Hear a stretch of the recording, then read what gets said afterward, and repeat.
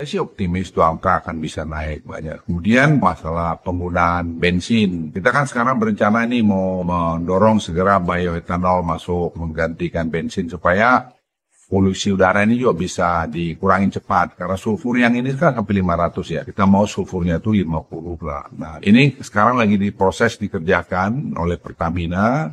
Nah kalau ini semua berjalan dengan baik itu dari situ saya kira kita bisa menghemat lagi. Dan juga pemberian subsidi yang tidak pada tempatnya. Itu sekarang Pertamina sedang menyiapkan. Kita berharap 17 Agustus ini kita sudah bisa mulai di mana orang yang tidak berhak dapat subsidi itu akan bisa kita kurangin. Kita hitung di situ. Nah, kalau itu terjadi sulfur ini tadi dikurangin, itu akan mengurangi orang yang sakit ISPA. Dan itu juga teranu kesehatan sampai 38 triliun ekstra pembayaran BPJS. Jadi sebenarnya banyak sekali inefisiensi di negeri yang bertahap sekarang sedang dibereskan.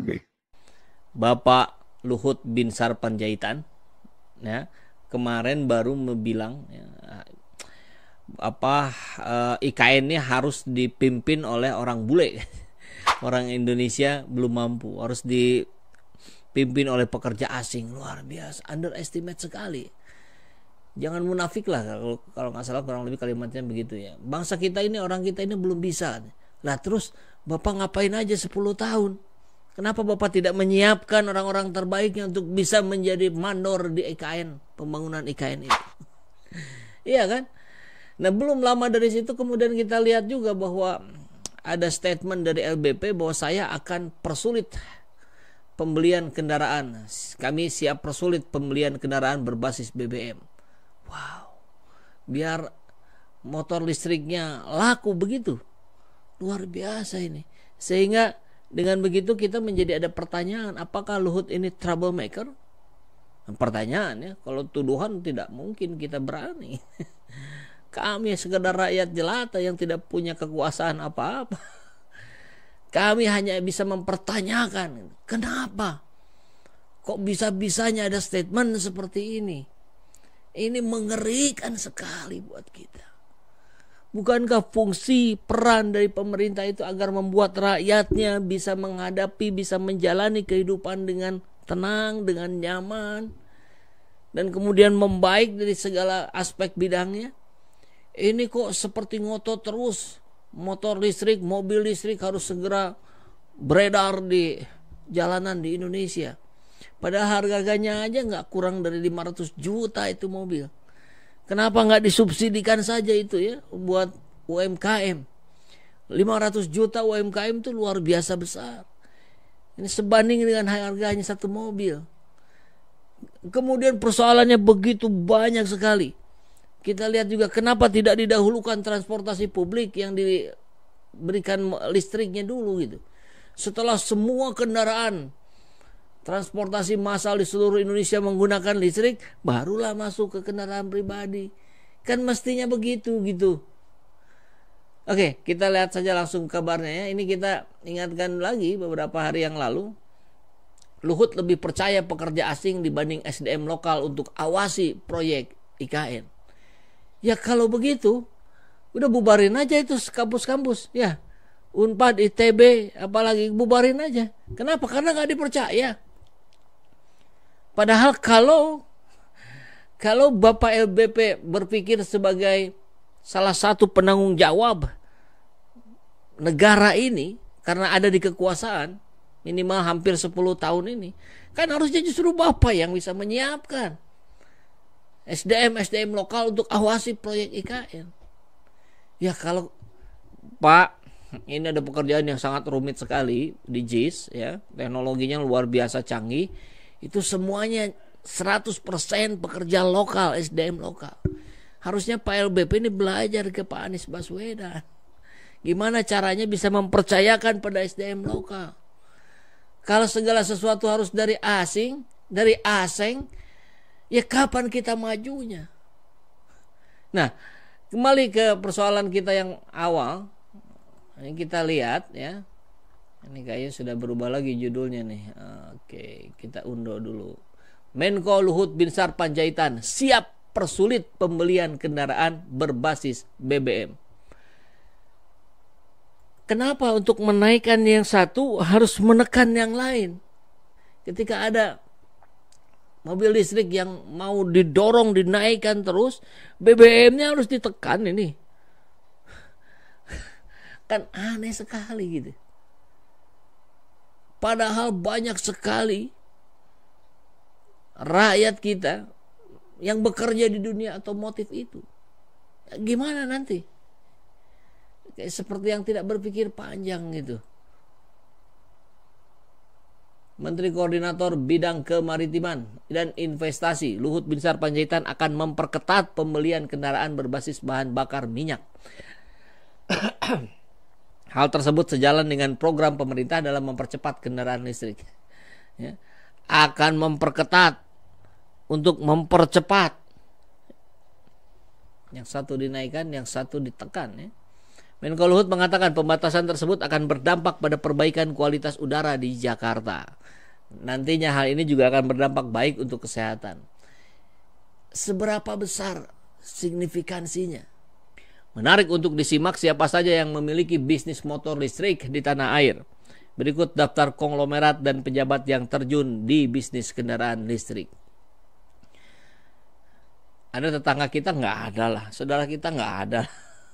Hartono bersaudara, konglomerat bersaudara Robert Rudi Hartono dan Michael Bambang Hartono dikenal sebagai pemilik PT Hartono Istana Teknologi dengan merek dagang Polytron yang didirikan tahun 75. Luar biasa itu. Kemudian dia memproduksi AC, TV, ada ya merek Polytron. Dia juga menjual motor listrik bernama Polytron Evo elektronik dengan spesifikasi power 3000 watt. Konglomerat yang dapat untungnya ya. Perusahaan mengklaim dengan satu kali pengisian daya bisa menempuh perjalanan hingga 100 km. Mulai dari Kudus, Demak, Semarang, Ambarawa. Sebagai keluarga terkaya nomor 1 di Indonesia. Kekayaannya setara dengan 364,5 triliun. Bantuin dong bayar utang negara dong. Yang kedua, konglomerat Agus Lasmono. Waduh. Indika Energy adalah kelompok usaha yang dimiliki Agus Lasmono. Dikenal juga sebagai anak dari Sudwikatmono, bos pendiri sinema 21 jaringan bioskop terbesar di Indonesia. PT Indira Energy Tbk bekerjasama dengan beberapa mitra turut membangun ekosistem kendaraan listrik. Ya, oke. Merek dagangnya Alfa berfokus pada stasiun pengisian baterai. Udah siap ini para pengusaha ya, konglomerat kita ya. Sementara itu Ketua Umum Kadin Indonesia Arsad Rashid juga terlibat dalam industri motor listrik melalui INDI. Oh, weh, ada juga ini Menko Luhut Binsar Panjaitan. Nama Menko Luhut Binsar Panjaitan dikenal dengan PT TBS Energi Utama Tbk. Sebelumnya, PT Toba Sejahtera, perusahaan yang didirikan Luhut, menggenggam 71,79% saham TBS. Lalu, akhir 2016, Toba Sejahtera melepas 61,79% kepemilikannya di emiten bersandi Toba kepada Highland Strategic Holding. Oke. Ini adalah investasi dari Singapura yang berfokus pada investasi di sektor energi. Usai pelepasan itu, Toba punya 10%, menyampaikan bahwa sahamnya pasif katanya ya, jadi tidak memiliki perwakilan. Kendati demikian, keponakan Luhut, Pandu Syahrir, masih aktif di TBS sebagai wakil dirut. 2021 bekerjasama dengan Goto Group untuk mendirikan perusahaan patungan bernama PT Energi Kreasi Bersama atau Elektrum. Elektrum mempunyai ambisi memasok 2 juta unit motor listrik di pasar domestik hingga 3 tahun mendatang atau di 2025. Elektrum menargetkan penjualan hingga 500.000 unit motor listrik. Wah, bukan.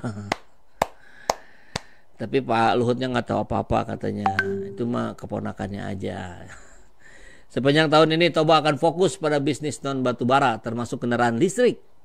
Capek kita semuanya mayoritas 80-90% untuk bisnis di luar batubara. Oh, begitu ya. Jadi fokus sekarang ke salah satunya ke kendaraan listrik ya. Tapi jangan ditekan lah BBM itu kan juga mereka berusaha juga, biarlah natural saja Pak Luhut ya. Dan jangan juga menggunakan kekuasaan untuk mengintervensi ekosistem perekonomian. Kalau diintervensi kan gimana bisa tumbuh dengan baik. Luhut ya tadi masuk ya katanya ya. Kata Bisnis Plus nih, bukan kata saya mana tahu. Staf Presiden Muldoko juga masuk, luar biasa. Tercatat sebagai salah satu pejabat yang memiliki bisnis kendaraan listrik dengan nama perusahaan PT Mobil Anak Bangsa Indonesia, MABI. Ini didirikan 2017, baru kemarin ya. Langsung punya 7 anak perusahaan di bidang rantai pasok kendaraan listrik. Dari produksi hingga spare part dan infrastruktur. Pabrikan ini juga memproduksi mobil listrik. Sudahlah, Bambang Susatyo, Ketua MPR, juga punya. Ini lingkaran Pak Jokowi semua ini. Luar biasa ya. Apa kok ada Gibran segala ini? Oke. Nggak tahu nih ya, apakah bareng sama Gibran juga nih. Ada lagi nggak yang lain? BUMN, ya nggak apa-apa lah kalau BUMN ya. Bakri, oke.